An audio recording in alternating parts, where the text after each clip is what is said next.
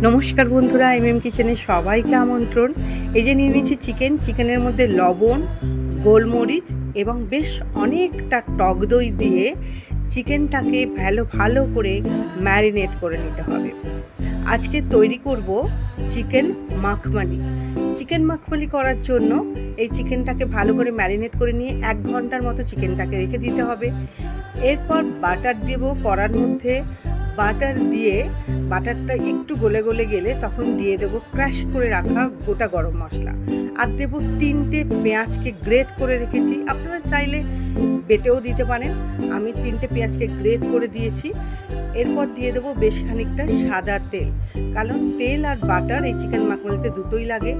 পেঁয়াজটা যখন একটু লাল লাল হয়ে ভাজা হয়ে যাবে তখন দিয়ে দেবো আদা রসুন বাটা এবং লবণ আর চিনি দিয়ে মশলাটাকে ভালো করে কষিয়ে নিতে হবে। আদা রসুনের সাথে মশলাটা কষিয়ে নিয়ে এর ওপর দিয়ে দেবো যে চিকেনটা 1 ঘন্টা ম্যারিনেট করে রেখেছিলাম, সেই চিকেনটা এর ওপর দিয়ে ভালো করে চিকেনটার সাথে মশলাটা কষিয়ে নিতে হবে। গ্যাসটা সিমে দিয়ে ঢাকা দিয়ে চিকেনটাকে ভালো করে সেদ্ধ করে নিতে হবে।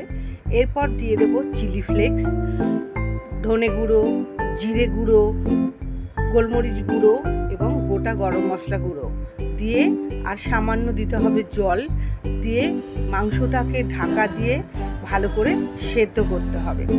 এটা করার সময় গ্যাসটা অবশ্যই সিমে রাখবেন, তাতে অল্প আঁচে মাংসটা ভালো মতো সেদ্ধ হবে।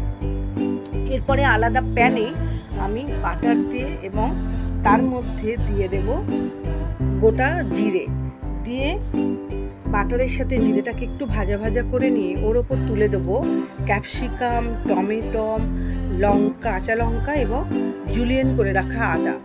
ভালো করে এর মধ্যে বাটারের সাথে ভেজে নেবো। যখন ক্যাপসিকাম আর টমেটোটা একটু নরম হয়ে যাবে তখন মাংসের মধ্যে দিয়ে দেব। মাংসের সাথে ভালো করে ক্যাপসিকাম টমেটোটা মিশিয়ে নিতে হবে। নিয়ে ওর উপর দেব কাসুরি মেথি এবং ফ্রেশ ক্রিম দিয়ে মাংসটা হয়ে গেল আমার চিকেন মাখমালি। এবার চিকেন মাখমালিটা আমি নামিয়ে নিচ্ছি। তৈরি হয়ে গেল চিকেন মাখমালি। যদি ভালো লেগে থাকে একটা অবশ্যই লাইক করে দেবেন, একটা শেয়ার করে দেবেন। সবাই সুস্থ থাকবেন, ভালো থাকবেন।